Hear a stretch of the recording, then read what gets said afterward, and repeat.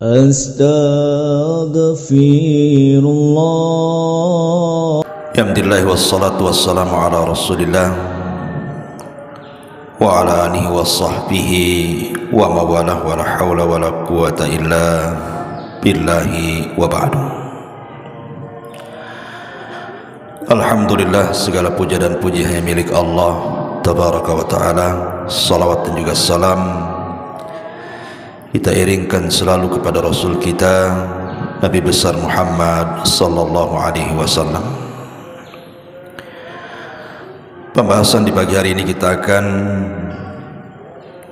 membahas tentang siapa malaikat maut. Apa tugasnya? Apakah kemudian malaikat maut juga bisa meninggal? Bagaimana kondisi malaikat maut di akhirat? Ma'asyiral muslimin yang dimuliakan Allah Subhanahu wa taala. Kafa bil mauti wa'ida. Kata Nabi sallallahu alaihi wasallam, cukuplah dengan kematian itu ada pelajaran yang besar yang kita petik di dalamnya. Makanya dikatakan oleh Al-Imam At-Taimi rahimahullahu ta'ala, syai'ani qata'a ladzatad dunya. Dua perkara yang bisa memutuskan kelezatan dunia: dzikrul mauti wa dzikrul wukuf baina yadayillahi azza wa jalla. Pertama, mengingat kematian, dan yang kedua, mengingat bahwa kita akan dihadapkan di hadapan Allah Subhanahu wa taala. Dan berkata juga para ulama salaf yang lainnya, man aktsara dzikral mauti akramahu Allahu bi thalathin.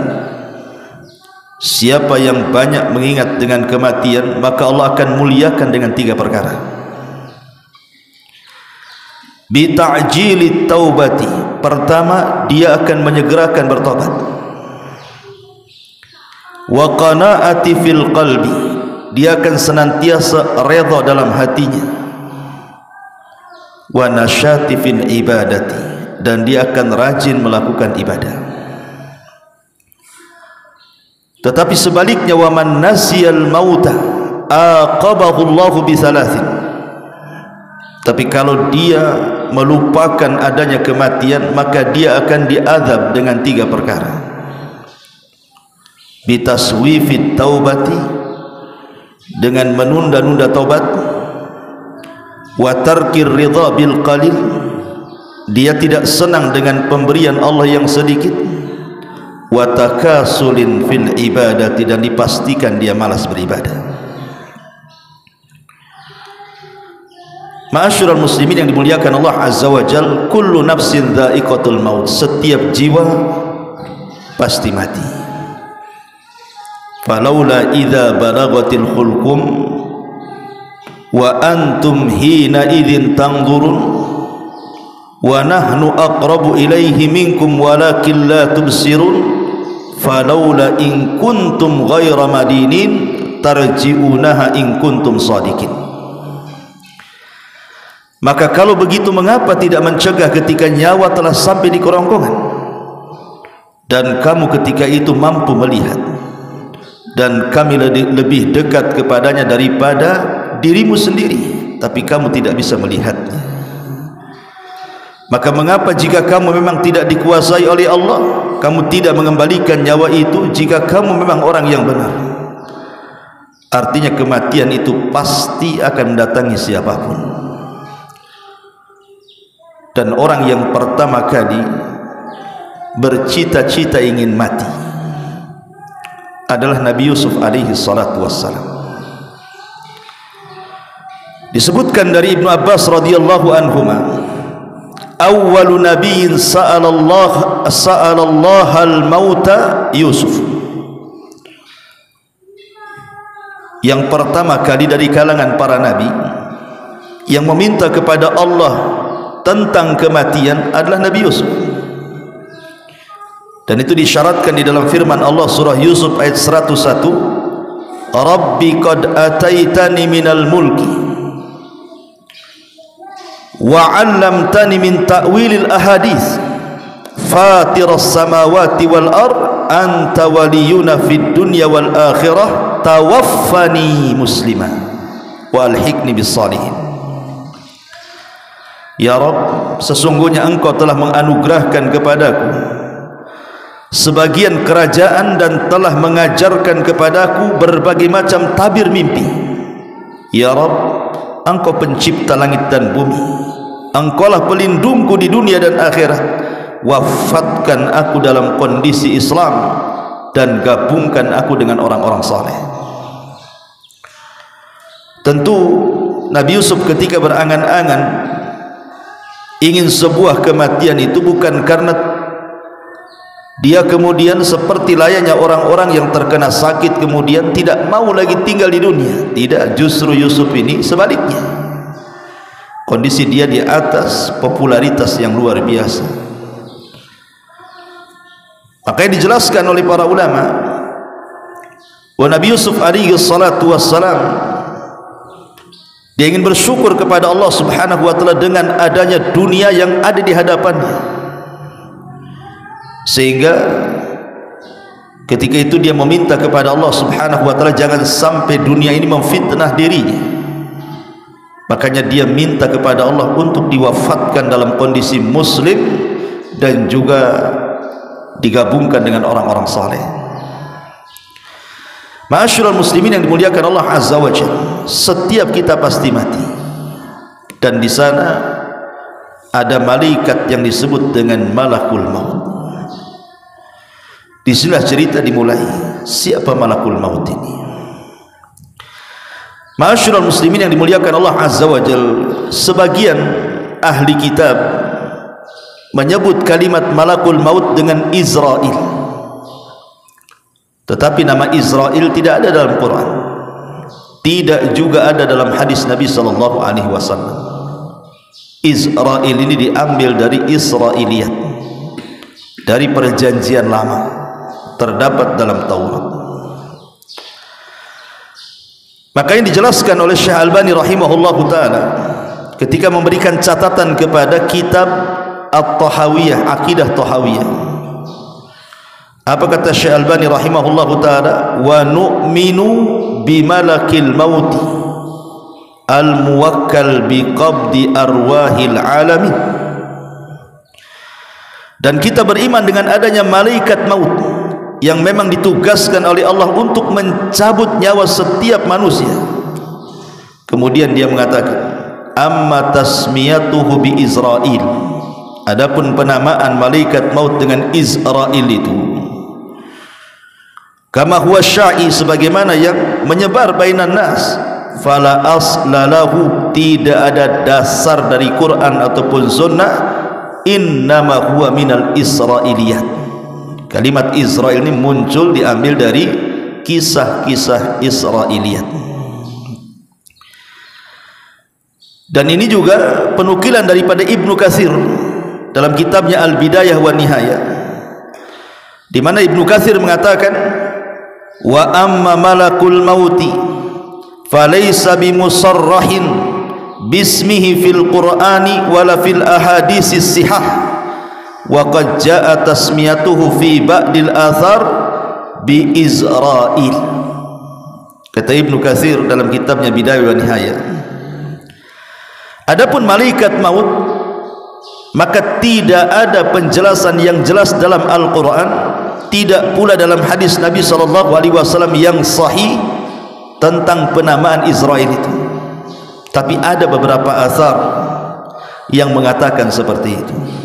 Ya, bisa saja kita katakan Israel kalau menurut versi Israiliyat, tetapi kita sebagai umat penganut Al-Quranul Karim, maka kita cukup katakan malakul maut. Selesai. Berdasarkan Allah subhanahu wa ta'ala berfirman di banyak ayat dalam Al-Quran, Qul yatawaffakum malakul mautil ladzi wukkila bikum summa ila rabbikum turja'un. Katakanlah, malaikat maut yang diserahi untuk mencabut nyawamu akan mematikan kamu, kemudian kepada Tuhanmu kamu akan dikembalikan. Di sini Allah mengatakan malakul maut, bukan Israel. Ma'asyiral muslimin yang dimuliakan Allah Subhanahu wa taala. Lalu apa tugas malaikat maut ini? Tugas malaikat maut ya sebagaimana namanya, malaikat kematian. Artinya tugasnya adalah mencabut nyawa. Sejak kapan dia ditugaskan untuk mencabut nyawa itu?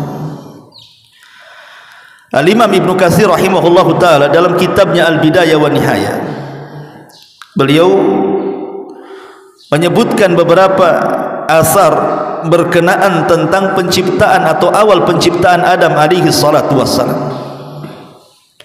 Jadi ketika Adam alaihi salatu wassalam diciptakan, sebelum diciptakan, maka Allah utus Jibril untuk datang ke bumi, kemudian mengambil sebagian tanah yang ada di bumi.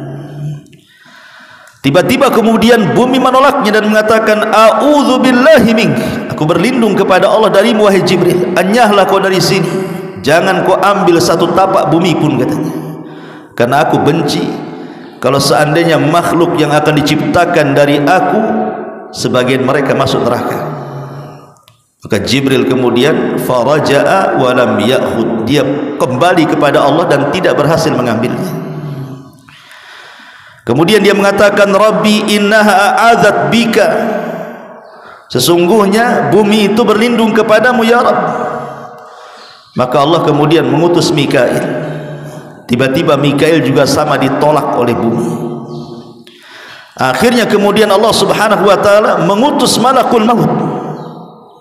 Tiba-tiba bumi juga menolak dan mengatakan hal yang sama. Tapi malaikat maut mengatakan, wa ana a'udzu billahi an arji, kalau engkau berlindung kepada Allah agar aku kembali kepada Allah dan tidak mengambil tanah ini, maka aku pun berlindung kepada Allah untuk kembali dan tidak mengambil tanah. Karena perintah Allah lebih aku utamakan daripada sumpah. Akhirnya kemudian malaikat maut ini berhasil mengambil tanah yang ada di bumi itu. Kemudian setelah dia mengambil tanah itu, maka kemudian dia melaporkan tentang bumi, dan kemudian Allah mengatakan, karena engkau sudah berhasil mengambil tanah dari bumi untuk menciptakan Adam alaihi salatu wassalam, maka engkaulah yang berhak kelak mencabut Adam dan seluruh anak keturunannya. Ini riwayat memang dicantumkan oleh Imam Ibnu Katsir di dalam kitabnya Bidayah wa Nihayah. Akan tetapi riwayat-riwayat seperti ini bukan riwayat-riwayat yang terdapat dalam kitab-kitab Islam, tidak ada. Tetapi ini riwayat-riwayat Israiliyat. Makanya sebagian para ulama melemahkan riwayat ini. Ma'asyiral muslimin yang dimuliakan Allah Subhanahu wa taala, kita tahu bahwa satu malaikat maut itu memiliki kekuatan yang tidak bisa ditandingi oleh siapapun dari jin ataupun manusia. Tidak ada yang bisa melawan malaikat maut. Satu malaikat maut, apalagi malaikat maut itu bukan satu malaikat tetapi awan, rombongan. Tetapi begitulah Allah Subhanahu wa taala menciptakan malaikat ini memiliki kekuatan melebihi jin. Lihat Al-Imam Ibnu Utsaimin rahimahullahu taala ketika menceritakan tentang kisah Nabi Sulaiman, ketika Allah mengatakan, ya ayyuhal mala'u ayyukum ya'tini bi arsyiha qabla an ya'tuni muslimin. Kata Sulaiman di hadapan jin dan juga manusia, siapa yang bisa memindahkan arsy Ratu Balqis dari Yaman kemari, katanya. Qala ifritun minal jin, tiba-tiba ifrit dari jin mengatakan, ana atika bihi qabla an taquma min maqamik, aku bisa mendatangkan istana itu sebelum kau berdiri dari singgasanamu. Kemudian dia mengatakan, wa inni alaihi laqawiyyun amin, saya kuat, bisa dipercaya untuk itu, katanya. Tetapi tiba-tiba berdirilah seorang manusia dan mengatakan, qala alladhi indahu ilmun minal kitab ana atika bihi qabla an yartad ilaika tarfuka. Tiba-tiba ada seorang manusia yang mengatakan, namanya Asib ibn Barkhiyah, ada yang mengatakan wallahu a'lam, orang saleh, mengatakan, ya Sulaiman, aku bisa lebih daripada itu. Sebelum matamu berkedip, kupastikan istana itu sudah sampai di hadapan.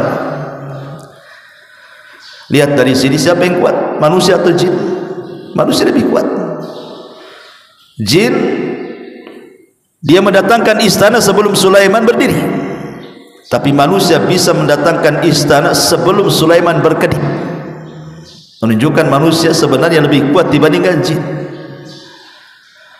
Ketika manusia lebih kuat dibandingkan jin, tapi manusia kalah dengan malakul maut. Tidak ada manusia yang mampu melawan malakul maut. Idza jaa ajaluhum la yastakhiruna sa'atan wa la yastaqdim. Kalau sudah datang ajalnya, tidak mungkin maju, tidak mungkin mundur, pas waktunya. Siapapun dia, mau para nabi, para rasul, para syuhada, orang-orang saleh, semua tidak bisa melawan malakul maut. Dari sini pendalilannya, kalau jin tidak lebih kuat daripada manusia, sementara manusia tidak lebih kuat daripada para malaikat, berarti malaikat memiliki kekuatan melebihi jin dan juga manusia. Ma'asyiral muslimin yang dimuliakan Allah Subhanahu wa taala, dalam akidah ahli sunnah wal jamaah, kita meyakini bahwa malaikat maut itu ada, dan itu berdasarkan beberapa dalil dalam Quran. Kita akan baca. Pertama, dalam surah As-Sajdah ayat 11, Allah mengatakan, kul yatawaffakum malakul mautil ladzi wukkila bikum thumma ila rabbikum turja'un. Katakanlah, malaikat maut yang diserahi untuk mencabut nyawamu akan mematikan kamu, kemudian kepada Tuhanmu kalian dikembalikan. Kemudian dalam surah Al-An'am ayat 61 Allah katakan, hatta idza jaa ahadakumul maut tawaffathu rusuluna wa hum la yufarritun. Allah mengatakan, sehingga ketika datang kepada salah seorang di antara kalian kematian, maka malaikat-malaikat kami yang mencabut nyawanya, dan mereka tidak pernah lalai dari tugasnya.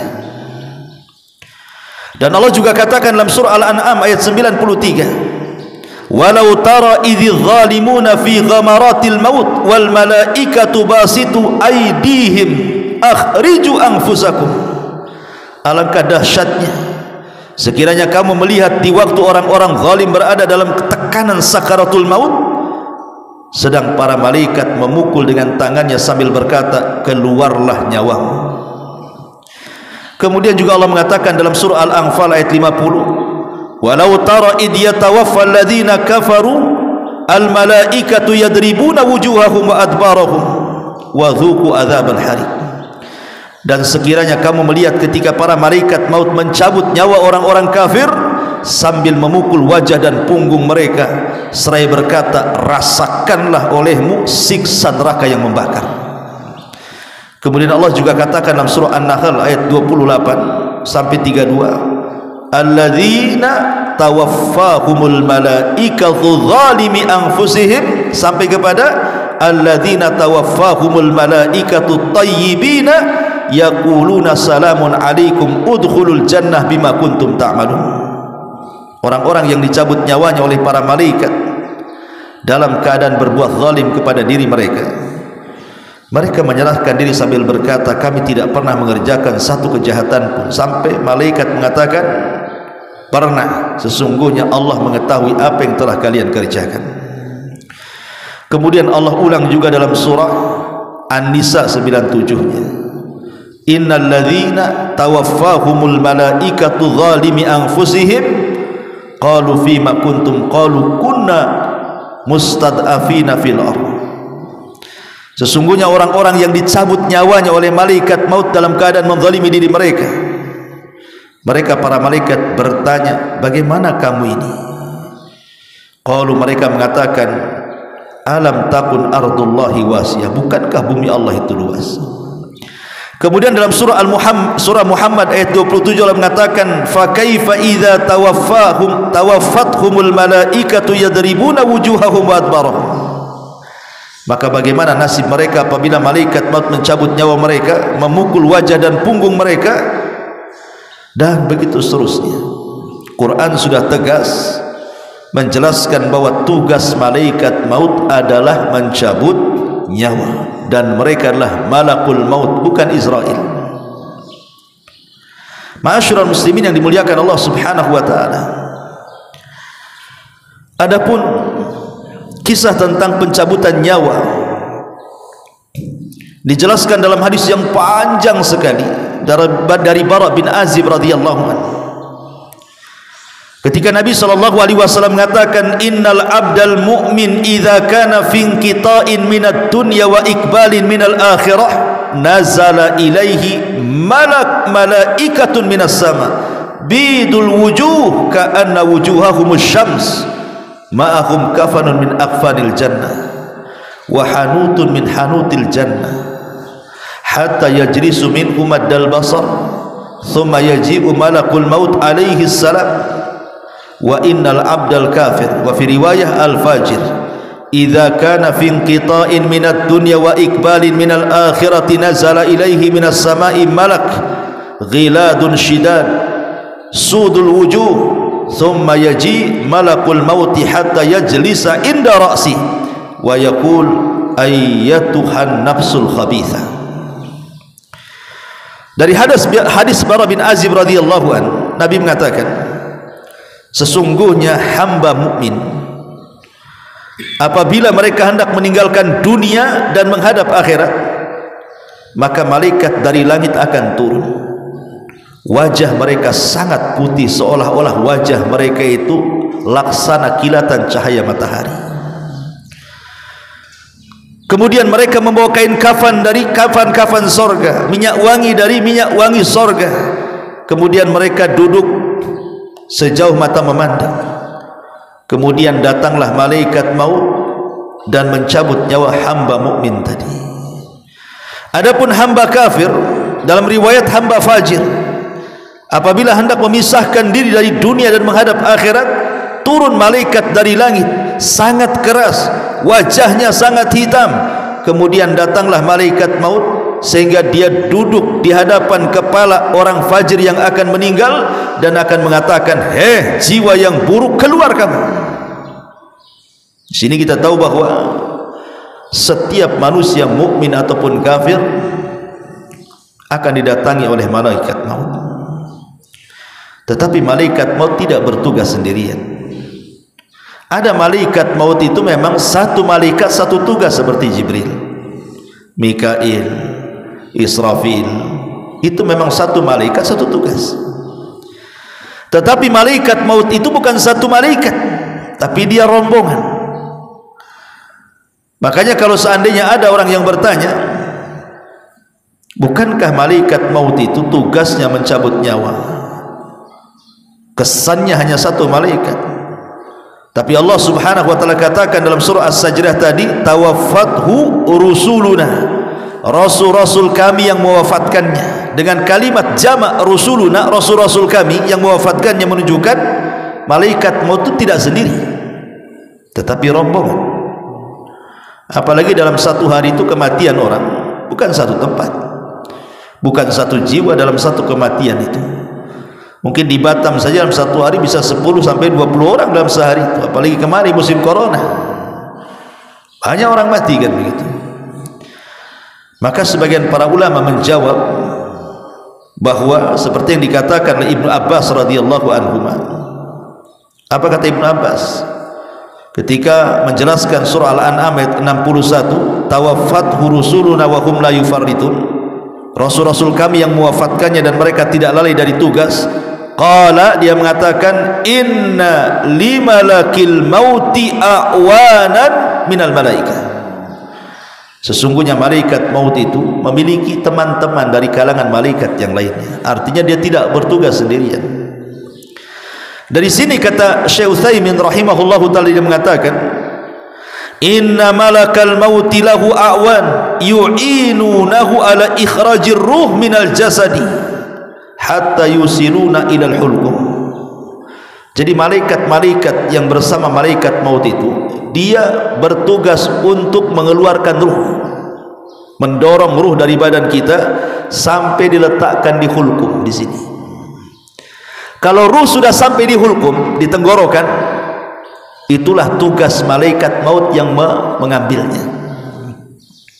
Makanya dia mengatakan sesungguhnya malaikat maut memiliki awan, pembantu-pembantu yang menolong untuk mengeluarkan ruh dari jasad manusia, di mana tugas mereka adalah mendorong ruh itu sampai kepada hulqum.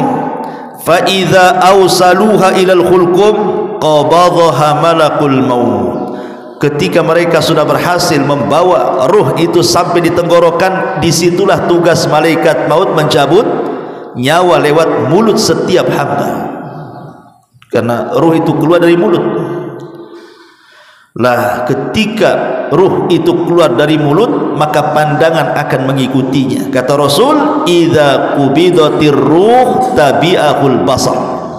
Kalau ruh keluar, mata kita mengikuti. Maka setiap orang meninggal itu kebanyakan melotot, maka disunahkan untuk ditutup matanya supaya tidak menakutkan.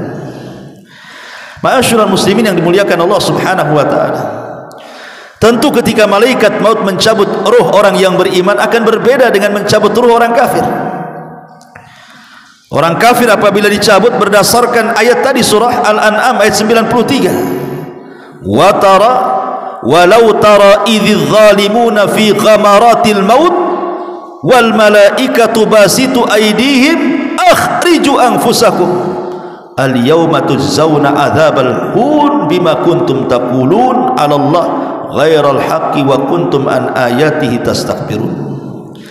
Alangkah dahsyatnya, kata Allah, sekiranya kamu melihat di waktu orang-orang zalim berada dalam tekanan sakaratul maut itu, sedang para malaikat memukul-mukul dengan tangannya wajah dan punggung-punggung mereka seraya mengatakan, keluarlah nyawamu wahai fulan.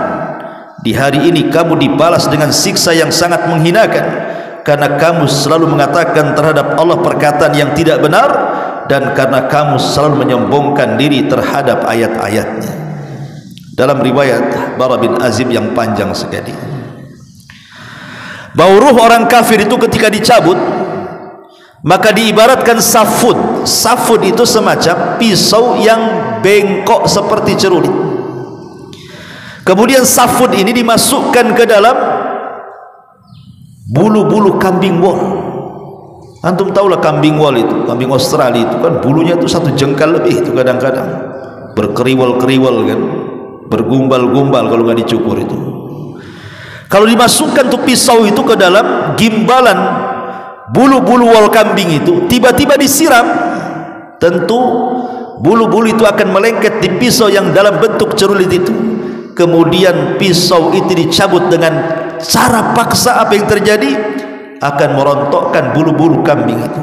Kata Rasul, begitulah nyawa ruhnya orang kafir ketika dicabut malaikat maut, akan merontokkan semua persendian dan tulang-tulang, sehingga dia akan berteriak kesakitan yang tidak ada yang tahu rasa sakitnya kecuali Allah Subhanahu wa taala.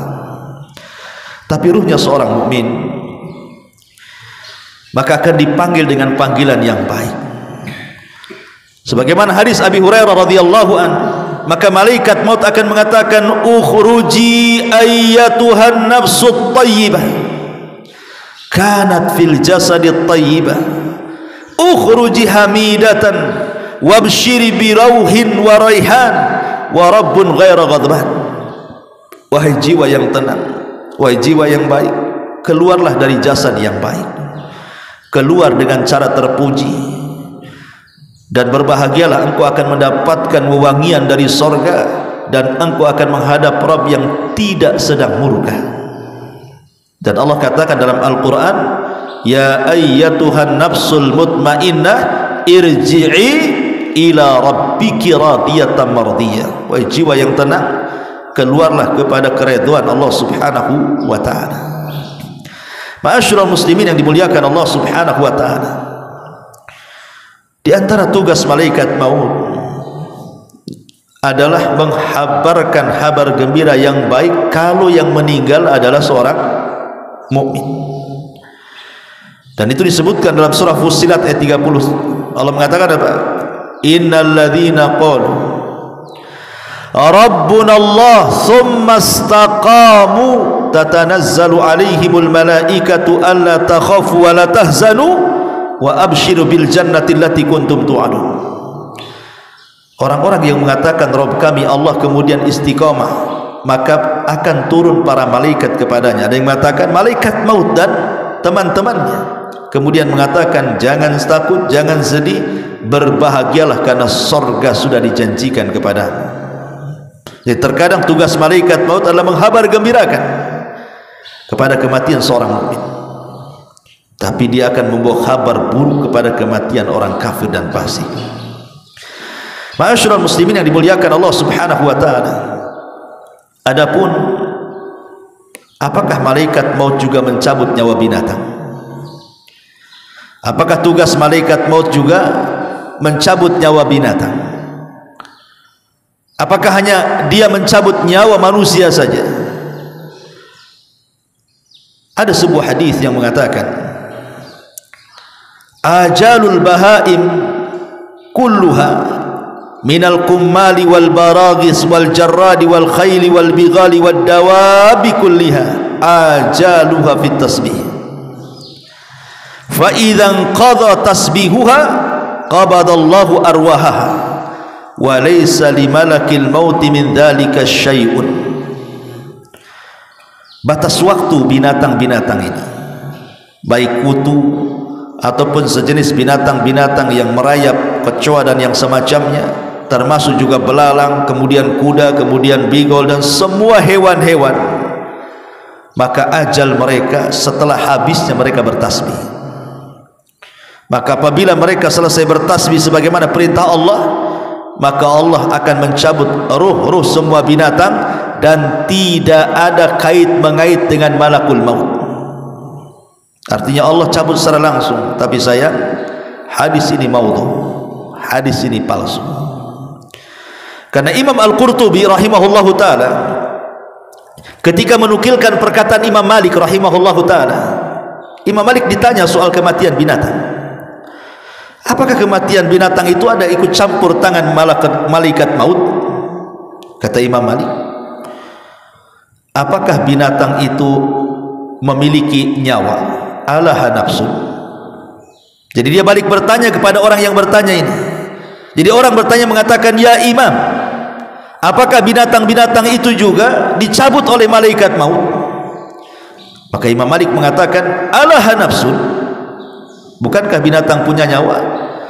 Maka orang bertanya ini mengatakan, na'am, ya, mereka punya nyawa. Maka Imam Malik mengatakan, malakul mauti yaqbidu arwaha. Kalau begitu berarti malaikat maut juga ada ikut campur tangan mencabut nyawanya. Karena Allah mengatakan, Allahu yatawaffal anfus hina mautiha. Allah yang mewafatkan jiwa ketika saatnya dia meninggal, dan Allah perintahkan malaikat maut untuk mencabutnya. Berarti dari sini tidak ada satupun yang bernyawa, apakah itu manusia, apakah itu jin, bahkan para malaikat sendiri, bahkan binatang-binatang, kecuali ada ikut campur malakul maut untuk mencabut nyawa mereka. Adapun tentang kematian malakul maut yang dinukilkan oleh Imam Ibnu Katsir dalam tafsirnya dari seorang sahabat namanya Ka'ab al-Akhbar. Ka'ab al-Akhbar ini dulunya seorang Nasrani, masuk Islam di zaman Umar dan menjadi ulama Islam, sehingga dia banyak membawakan kisah-kisah Israiliyat. Dan kisah-kisah Israiliyat ini Nabi SAW pernah mengatakan, hadithu ambani Israel wala haraj, ceritakan tentang kisah Israel, tidak mengapa. Tetapi kata Rasul, jangan kau benarkan secara mutlak, jangan pula kau dustakan secara mutlak. Ya, kisah Israiliyat ini diceritakan sebagai pelezat saja, karena sandaran kita adalah Al-Quran dan Sunnah. Disebutkan dalam riwayat yang panjang sekali dari Abu Hurairah radhiyallahu anhu. Jadi saat kiamat datang, ji'a malakul mauti ilal jabbar, didatangkan malaikat maut menghadap Allah subhanahu wa ta'ala. Jadi ketika seluruh manusia sudah mati, semua jin sudah mati, semua binatang sudah mati, sebagian besar malaikat mati, maka malaikat maut dipanggil oleh Allah azza wa jalla, dan dikatakan kepada malaikat maut, man baki, siapa yang tersisa? Ada lagi yang masih hidup, siapa yang tersisa? Maka dia mengatakan, al-hayyul ladzi la tamut, jiwa yang tidak akan pernah mati, engkau ya Rabb. Di sana masih ada Jibril, masih ada Mikail. Maka Allah subhanahu wa ta'ala mengatakan, pergi cabut kedua malaikat itu nyawanya. Akhirnya malaikat maut mencabut nyawa Jibril, kemudian mencabut nyawa Mikail. Kemudian malaikat maut datang kepada Allah subhanahu wa ta'ala dan mengatakan, ya Rabb, aku sudah mencabut nyawa keduanya. Bahkan dalam riwayat Jibril itu sampai menangis. Ketika dicabut oleh malaikat maut, Jibril menangis dan mengatakan, ya Rabb, hawwin alaina sakaratil maut, ya Rabb, ringankan bagiku sakaratul maut, katanya. Tapi tetap dicabut nyawanya. Ketika sudah tidak ada malaikat maut, tidak ada para malaikat, sudah mati semua, dicabut nyawanya oleh malaikat maut, tinggal malaikat maut saja yang masih hidup. Dia menghadap kepada Allah subhanahu wa ta'ala dan melaporkan bahwa semua sudah dicabut nyawanya. Kemudian Allah mengatakan, man baki, siapa yang tersisa? Maka dia mengatakan, tidak ada ya Rabb, tidak ada, illa abdukal fakir, kecuali hambamu yang fakir ini. Maka Allah mengatakan, mut, mati kamu. Maka malaikat maut pun mati. Ketika sudah tidak ada lagi makhluk yang hidup, tidak binatang, tidak malaikat, tidak manusia, tidak jin, maka Allah subhanahu wa ta'ala akan berteriak di alam semesta dan mengatakan, limanil mulkul yaum, milik siapa kekuasaan ini? Itulah kalimat dalam surah Al-Fatihah, maliki yaumiddin. Kita sering membaca kalimat ini 17 kali dalam salat kita, maliki yaumiddin, raja pada hari kebangkitan. Maksudnya disyaratkan kepada perkataan Allah subhanahu wa ta'ala di sini, limanil mulkul yaum, kekuasaan ini milik siapa? Milik siapa kekuasaan ini?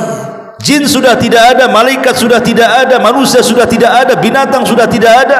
Allah katakan, limanil mulkul yaum, tidak ada yang jawab karena tidak ada makhluk. Maka Allah jawab sendiri, lillahil wahidil qahhar, kata Allah, kekuasaan ini milik zat yang satu yang maha perkasa, akulah yang perkasa itu, kata Allah.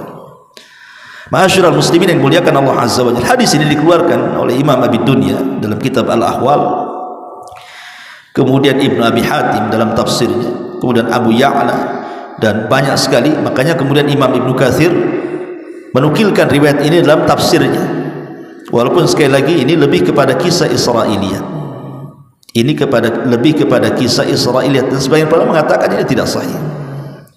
Sehingga kita harus yakini bahwa semua manusia itu mati. Bagaimana caranya? Wallahu a'lam.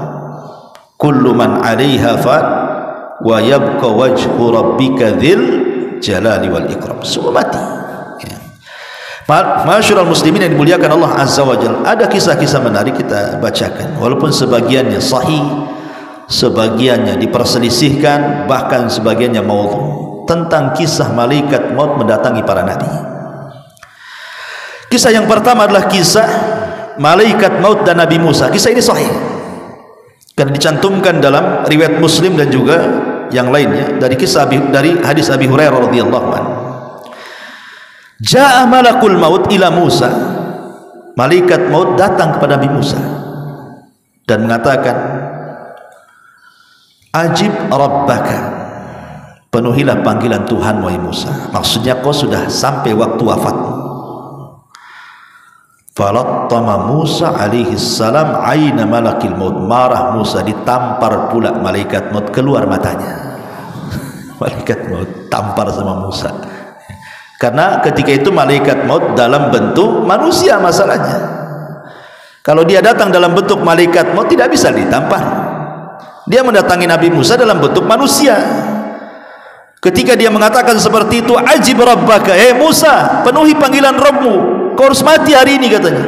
Ya Musa emosi lah dibilang begitu, ditampar malaikat maut itu, keluar biji matanya. Faraja'al malak ilallah, maka malaikat maut akhirnya melapor kepada Allah dan mengatakan, ya Rabb, innaka arsaltani ila abdin laka la yuridul maut. Ya Rabb, kau utus aku kepada hamba yang tak mau mati, cemana pula ni, katanya. Maka Allah subhanahu wa ta'ala mengatakan, setelah kemudian mengembalikan kedua matanya, maka Allah mengatakan, irji ila abdi, datang kau lagi kepada hambaku Musa, fakul, dan katakan, al hayata turid, fa idza kunta turidul hayat fadha yadaka ala matni thawri fama tawarat yaduka min sya'ratin fa innaka ta'isu biha sanatan. Maka Allah mengatakan kepada malaikat maut, kembali kepada hambaku dan sampaikan kepadanya, apakah engkau terus menginginkan kehidupan? Jika engkau masih menginginkannya, letakkan tanganmu pada punggung sapi jantan. Satu bulu yang kau tutupi tanganmu itu, maka engkau akan hidup 1 tahun. Jadi kalau seandainya kita letakkan begini tangan kita di sapi jantan, rupanya bulu yang ditutupi tangan itu anggaplah ada 100 bulu, berarti setiap 1 bulu dihitung 1 tahun. Ya. Maka Musa berkata, lalu apa setelah ini? Qala fal'ana min qarib rabbi amitni minal ardil muqaddasati ramyata bihajarin. Qala Rasulullah sallallahu alaihi wasallam, wallahi law anni indahu la ara'aitukum qabrahu ila janibit tariq indal kathibil ahmar. Lalu Musa berkata, wahai Tuhanku, sekarang kupilih kematian dalam waktu dekat. Artinya akhirnya Musa pasrah, udah cabut aja lah daripada tak dicabut gitu. Cabut aja lah katanya. Ya. Kemudian Nabi SAW menyampaikan keinginannya, matilah aku dekat tanah suci Baitul Maqdis sedekat lemparan batu. Rasulullah SAW kemudian menambahkan, demi Allah, andai aku berada di sisi Musa, niscaya akan aku perlihatkan kepada kalian kuburnya berada di pinggir jalan, tepatnya pada gundukan pasir. Hadis ini sahih kan, riwayat Muslim. Tapi masalahnya di sana ada riwayat yang berbeda. Riwayat seperti malaikat maut ketika mendatangi wazirnya Sulaiman. Dan ini banyak dinukilkan juga oleh ahli tafsir masalahnya, dalam tafsir Jalalain dan yang lainnya. Jadi satu hari Nabi Sulaiman ini sedang berbincang dengan wazirnya, dengan menteri kesayangannya. Bincang. Tiba-tiba diketuklah pintu kantor itu. Ketika diketuk pintu itu, dibukalah oleh Sulaiman. Nampak pula yang datang itu orang yang sangat menyeramkan, menatap wajah sang wazir, menterinya Sulaiman, kemudian pergi. Setelah berbincang dengan Sulaiman, jadi si wazir ini, menterinya Sulaiman, bertanya, siapa dia? Kata Sulaiman, itu malaikat maut, mau nyabut nyawa orang, katanya. Gemetarlah ini si menteri ini, jangan-jangan dia mau mencabut nyawa saya pula, katanya. Kalau gitu ya Sulaiman, kau kan bisa menundukkan angin dan awan, bawalah aku terserah kemana saja, ke India sana, jangan aku pertemukan aku, nggak apa-apalah, kau mutasi aku dari sini ke India sana, nggak usah bertugas di sini lagi, katanya. Yang penting aku jangan ketemu orang itu, katanya. Akhirnya dimutasi dia sama Sulaiman, diajak ke India. Ketika turun dari awan, rupanya orang itu sudah di situ. Jadi Sulaiman ini bertanya kepada orang itu dan mengatakan, kenapa kamu ada di sini? Maka kemudian dia mengatakan, Allah barusan merintahkan aku untuk nyabut nyawa orang dan dia ada di sini. Ku tengok-tengok tak ada, rupanya ada kamu dan dia. Mungkin dialah katanya. Akhirnya dicabut nyawanya. Subhanallah. Itulah ketika Allah mengatakan, idza jaa ajaluhu la yastakhiruna sa'atan wa la yastaqdimun. Kalau datang ajalnya tidak mungkin maju, tidak mungkin mundur kan itu. Tapi kisah ini disebutkan juga oleh Ibnu Abi Syaibah dalam kitab Musannaf, dan Ats-Tsa'labi dalam tafsirnya, Imam Ahmad dalam Zuhud, Ibnu Battah dalam Ibanah, Al-Asbahin dalam Azamah, Ibn Wahab dalam Tarikh Ad-Dimashqi, Abu Nu'aim dalam Hilyah, dan begitu seterusnya. Tetapi sekali lagi sebagian para ulama mengatakan sanadnya ini mauquf.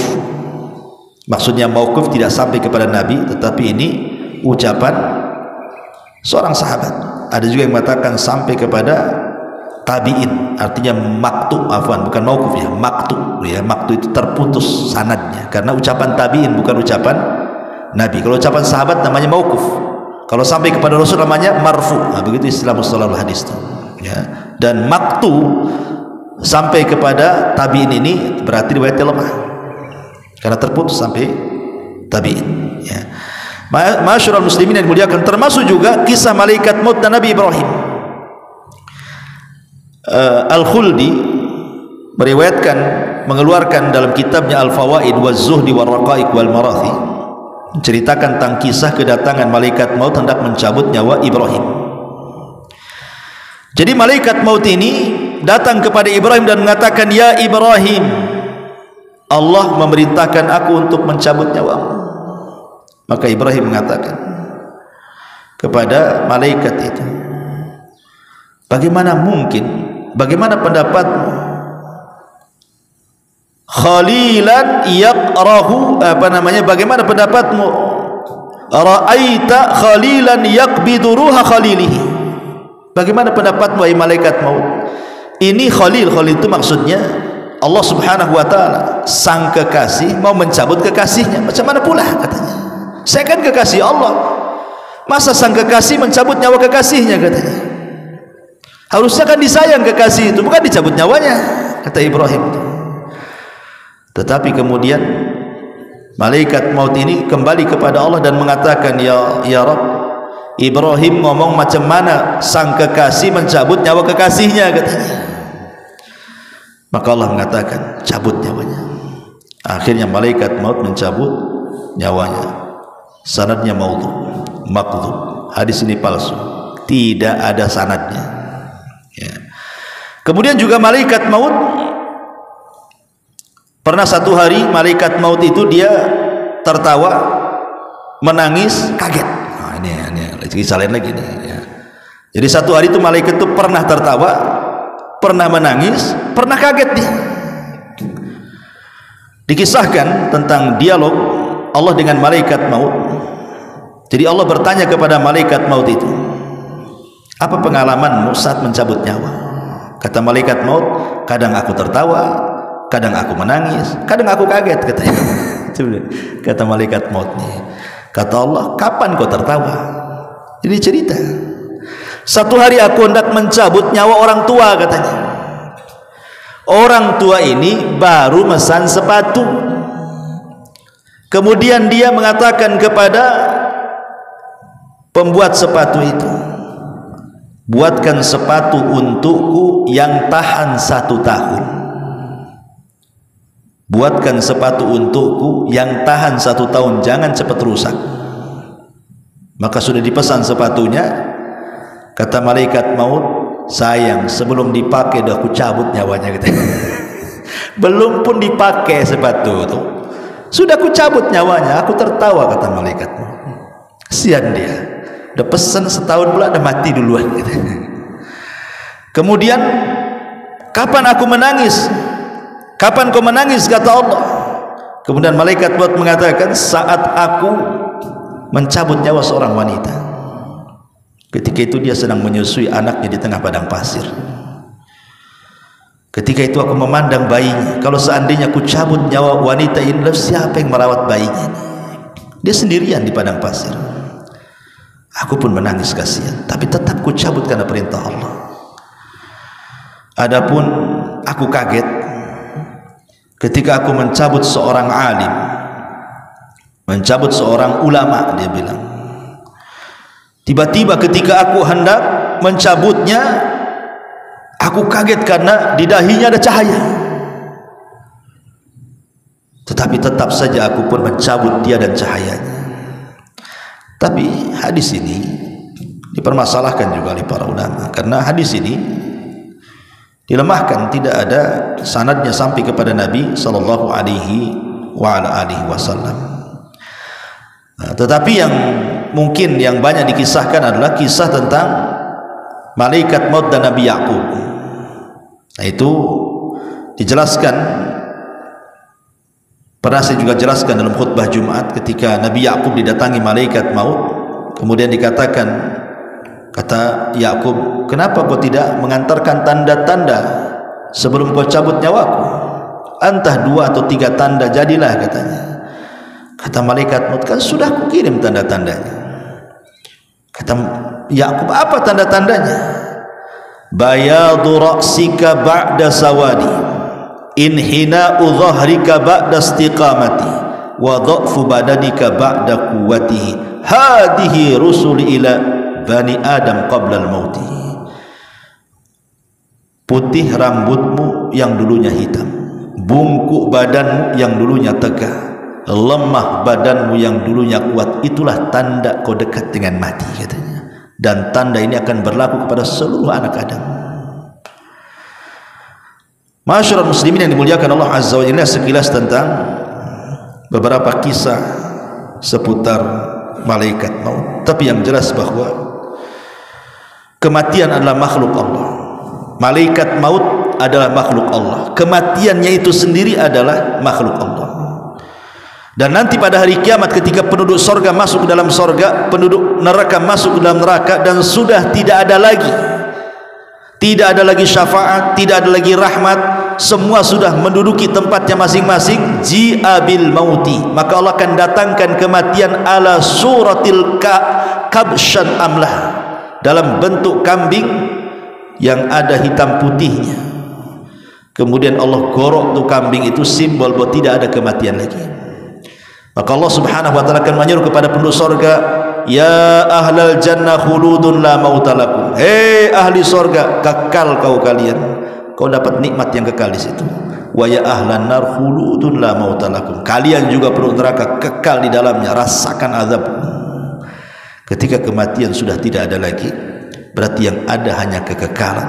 Itulah Allah katakan, innal ladzina amanu wa amilus salihat ulaika ashabul jannah hum fiha khalidun. Orang-orang yang beriman dan beramal saleh, mereka akan masuk surga dan mereka akan kekal di dalamnya selama-lamanya.